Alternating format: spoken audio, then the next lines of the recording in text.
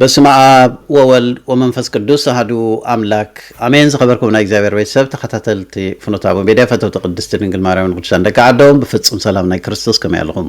እግዚአብሔር ቅዱስ ፈቃዱ ኮይኑ ለሙን በሰዓት እዚ ብሂወት ብጣዕና ብሰላም ስለ ዝሓለወና ሽም ተልዕል እያ እግዚአብሔር ኣምላኽና ንዘለዓለም ዝኸበረን ዝተመስገነን ይኹን። ሎሚ ከም ፈቃድ እግዚአብሔር ስለ ናይ ጾመ ነነዌ ንእሽቶ ትንክፍ ከብሎ ስለ ዝደለኹ መልእኽቲ ክሓልፍ ስለ ዝደለኹ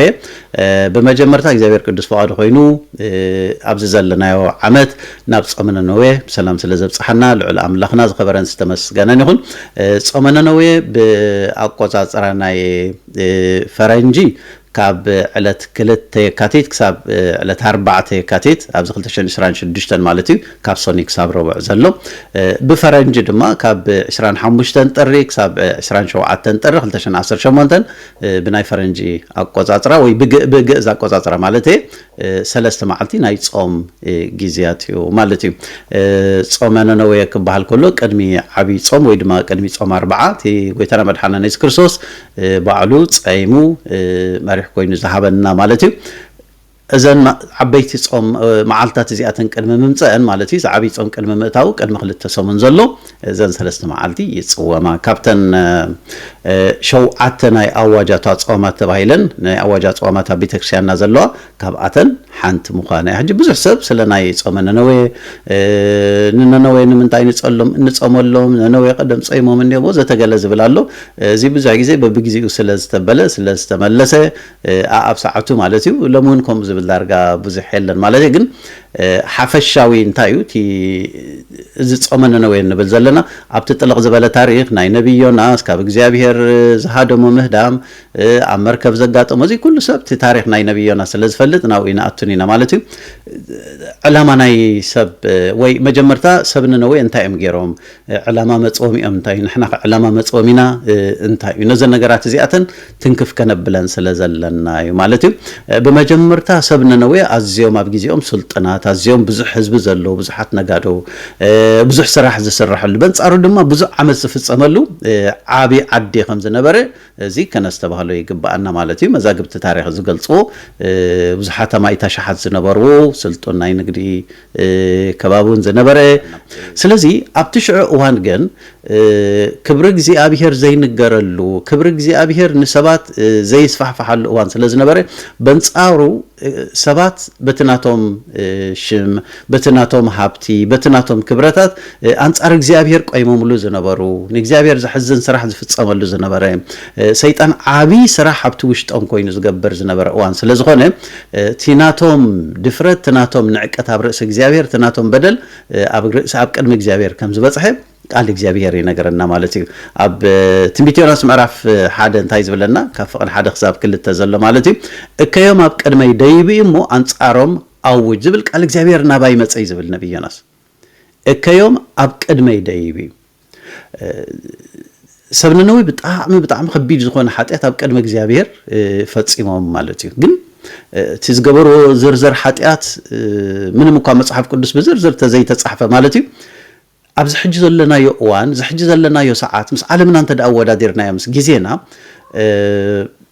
ምናልባት ኣብ ግዜና ዘሎ ሓጢአት ክበዝሕ ይኽእል እዩ። ኣብ ግዜና ዘሎ ሓጢአት ክሰፍሕን ክኸፍእን ይኽእል እዩ። ኣብዚ እቲ ኣብ መጽሓፍ ቅዱስ ኣብ በብእዋኑ እግዚአብሔር ዝተፈላለየ ዓድታት ዝተፈላለየ ከተማታት መቕጻዕቲ ያውሪድሎም ብሰንኪ በደሎም እንብሎ ኣብ ዘለናዮ እዋን ዘይፍጸም ሓጢአት ወይ ዘይተፈጸመ ሓጢአት የለን።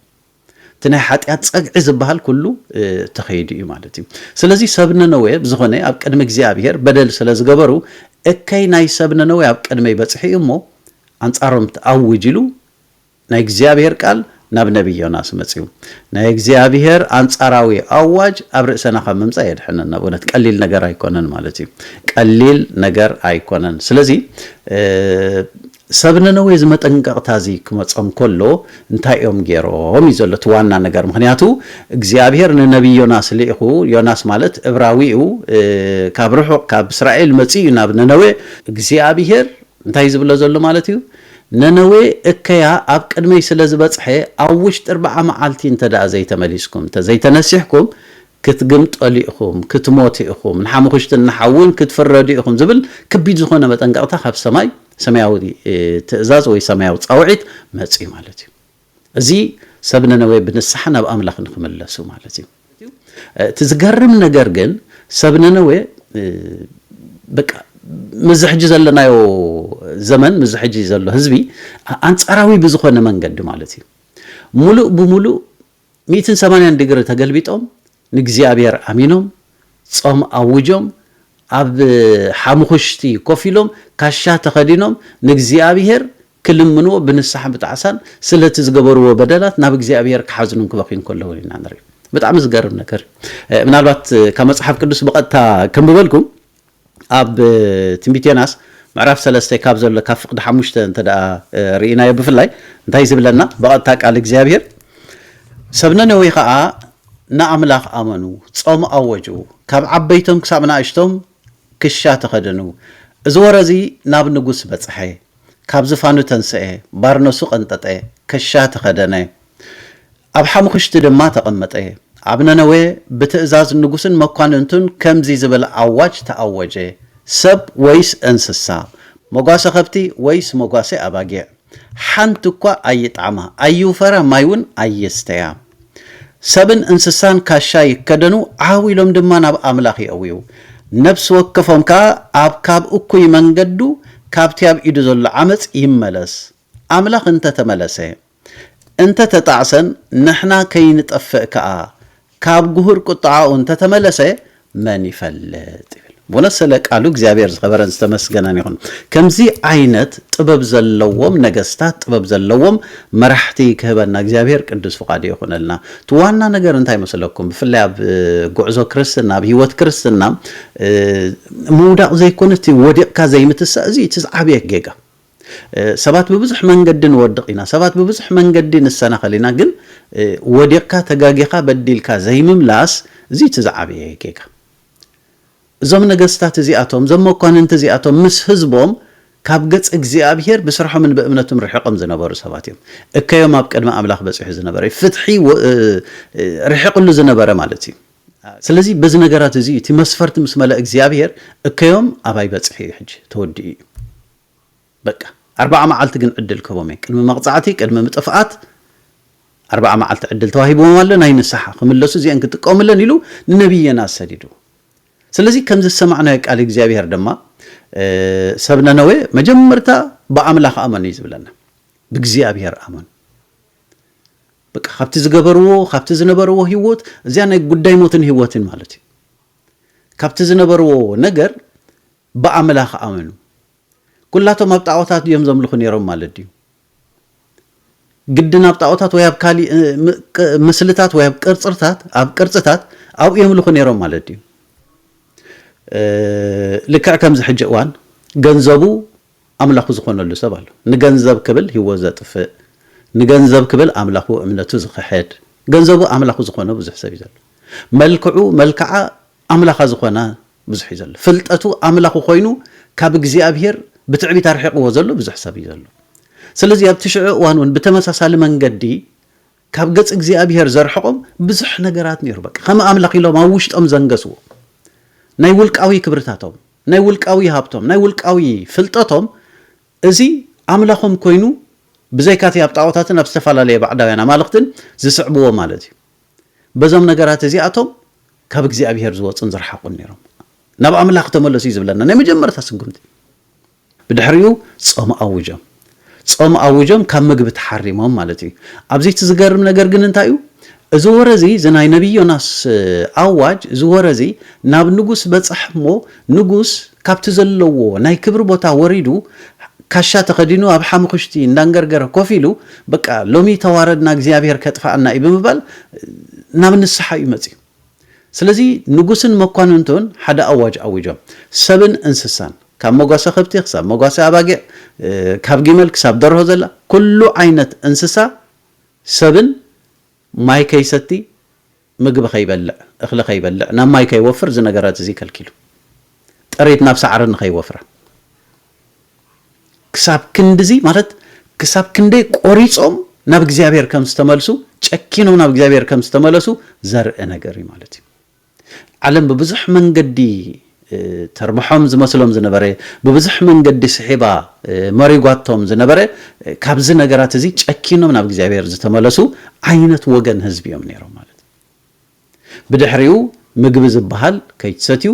ከይትበልዑ ማይ ዝበሃል ከይትሰትዩ ሽዑ ናብ ኣምላኽ ተመሊሶም መጀመርታት ዝገብርዎ ነገር ሓጢያቶም ኣድሚት ገይሮምዎ ማለት እዩ እቲ ዋና ነገር እንታይ እዩ ወጮ ተኸዲኖም ርእሶም ምሳሕሰሩ ካብ እኩይ መንገዶም ተኸልኪሎም እዩ ዝብለና ትዝገብርዎ ዝነበሩ በደል ትዝገብርዎ ዝነበሩ ሓጢያት ብምሉእ ቋሪፆም ፓውዝ ገይሮም ብሓንሳብ ጠጠው ኣቢሎም እዚቲ ቆራፅ ወይ ጨካን ስጉምቲ ኣብቲ ጉዕዞ ህይወት ናይ እምነት ናይ ክርስትናን ዘሎ ክትግበር ወይ ክፍጸም ዝግብኦ ማለት እዩ ብዙሕ ነገር ዝሳቀየና ብዙሕ ነገር ዘጥፋአና ነገር እዚ ነገር እዩ በደል ምዃኑ ንፈልጥ ኢና ንእግዚአብሔር ከንሐጉስ ንደልሞ ግን ንእግዚአብሔር ከዓ ብብዙሕ መንገዲ ንሕዝን ኢና ሓጢያት ምዃኑ እንዳፈለጥና ግን ጭክን ኣቢልና ነቲ ሓጢያት ቆሪፅና ምድርባይ እዚ ጭካን እዚ ዝጎድልና ብዙሓት ኢና ብእውነት እግዚአብሔር ነዚ ጭካን ነዚ ብርትዐ እምነት እዚ ክበና ቅዱስ ፈቃዱ ይኹነልና ሰብነ ነወ ከምዚ ዓይነት ጭክን ኢሎም ናይ ዓለም ረብሓ ናይ ዓለም ስልጣንን ሃብትን ኩሉ ነገር ንድሕሪት ገዲፎም ጉዳይ ሞትን ህይወትን ስለ ዝኾነ ናብ እግዚአብሔር ምጽጋዕ ይሓይሽ ኢሎም እዚ ቆራፅ ስጉምቲ እዚ ወሲዶም ብድሕሪኡ እግዚአብሔር ትናቶም ጣዕሶኦም እትናቶም ልማኖን ምህለላን ሰሚዑ እትናቶም ድምፂ ኣብ ሰማይ በፂሑ ትናቶም ድምፂ ልክዕ ከም ትእከዮም ኣብ ቅድሚ እግዚአብሔር ዝበፅሐ ሰብነ ነወ እትናቶም ጣዕሳን ልማኖን እቲ ጾምን ጸሎትን ድማ ኣብ ቅድሚ እግዚአብሔር በፂሑ ሽዑ እግዚአብሔር ብዓይኒ ምሕረት ጠሚትዎም ማለት እዩ ጾም ናይ ሰብነ ነወ ስለምንታይ እቲ ኣገዳሲ ኮይኑ እንብሎ ዘለና ብመጀመርታ ካብ ምግቢ ምሕራም ጥራሕ ኣይኮነን እቲ ናይ ነነወ ዝፈጸምዎ ነገር ካብ ምግቢ ምቁጣም ጥራሕ ኣይኮነን ካብ ሓጢያቶም ኣቋሪፆም ወይ ዝብለና ኣብ ትንቢት ኢሳያስ ንዝክር ተዳ ኮይና ምዕራፍ 85 እግዚአብሔር በኣፍ ነቢ ኢሳያስ እንታይ ዝብሎም ንኣይሁዳውያን ኣዝዮም ጾምቲ ኣዝዮም ጸለይቲ ስለ ዝነበሩ ካብ ምግቢ ተሓሪሞም ወጮ ካሻ ተኸዲኖም ኣብ ሓሙኽሽቲ እንዳነስነሱ ክሳብ ክንድዚ ነብስና ሓሴርና ኢና ንልምነካ ዘለና ንፀውም ኢሎሞ እሞ ብመዓልቲ ጾምኩም እኮ ግብርኩም ኢኹም ትገብሩ ዘለኹም ቶም ናይ ሓጢያት ዝበሃሉ ግብሪ ኩላቶም ትፍጽሙ ኣለኹም ብጽሙኩም ሲ ጾምኩም እንዳውዓልኩምስ እቶም እከይ ዝበሃሉ ግብሪ ከዓ ትፍጽምዎም ኣለኹም ኢኮ ዝብለና ቃል እግዚአብሔር ሕጂ ሰብነ ነወ ካብ እኽልን ካብ ማይን ጥራሕ ኣይኮኑን ንነብሶም ቀፂዖም ብጾምን ብጸሎትን ክበሃል ከሎ ኮላይ ካብቲ ክገብርዎ ዝጸንሑ ናይ ዓመፃ ናይ ሓጢያት ነገር ኮላይ ካብዮም ጠጠው ኢሎም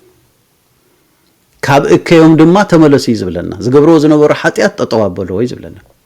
ስለዚ እቲ መሰረታዊ ጥቕሚ ናይ ሰብነ ነወ እቲ ጾም ማለት እዩ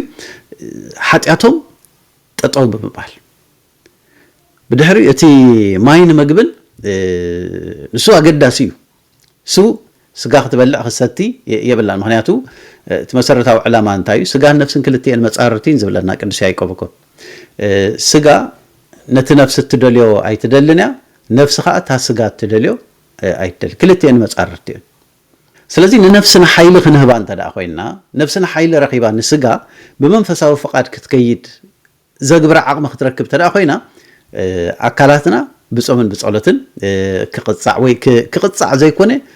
ክዕቀብ ክሕረም ከም ዘለዎ እዚ ስጉም ትእዛዝ ምውሳድ ማለት እዩ ስለዚ እቲ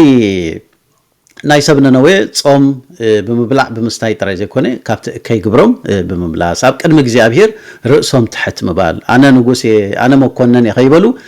ወጮ ተኸዲኖም ካሻ ተኸዲኖም ኣብ ሓሙኽሽቲ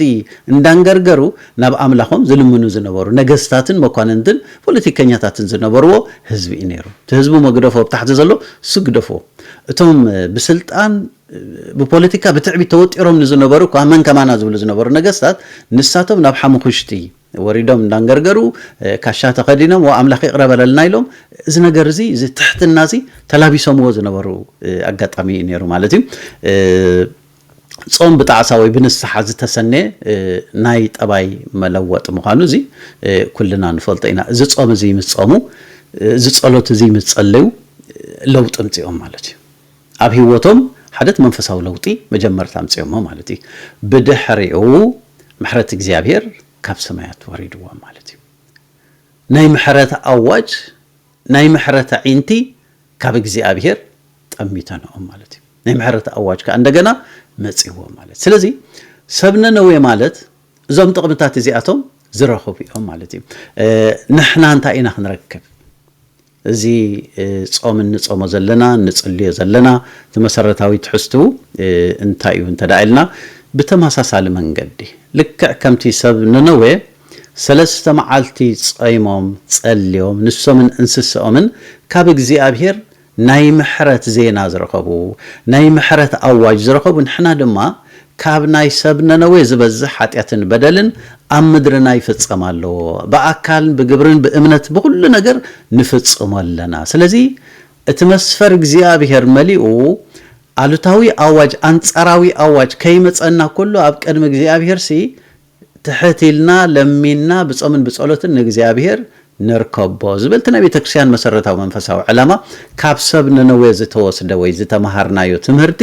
ከአብ ህይወትና ምንት ክኸውን ተባሂሉ ዝተገብረ ዝተሰርዓ አዋጅ ዳንበር ሕጅ ንሕና ንሰብ ነነዌ ክንጾመሎም ኣይንኸለን ኢና ሰብ ነነዌ ንባዕሎም ጸይሞም ጸልዮምስ ምሕረት ረኺቦም ካብ እግዚአብሔር بتماساسال منجدي بتنسوم زتتقملو فورمولا بتنسوم زتتقملو منجدي دما نحنا بتماساسال منجد خاب እግዚአብሔር محرتن ناي سلام اواجن كنوهب كنصللنا ازبليت مسرتاو لو مدرنا نرياينا زلنا لو مد صباح بين جمر تبايلو كلها تعفافيت كوينا ازلا كل طيت ابقتا طيت عنقر تاثير له زله لو مد صباح يتكوس لو مد صباح كوينات يولع يزله اكل علم كل زنجرات زين داس تبهالنا كلنا تزجبر زل عمص أب قدم እግዚአብሔር بدل زلنا بدل قدلتنا ابنتنا نعلم قوسي كل زجبر زلو حاتيات እግዚአብሔር نخيفلت تباهيل ወይ እግዚአብሔር نخيملخ نخيمسجن تباهيل علم تخد زل رحقت كل እንዳራአና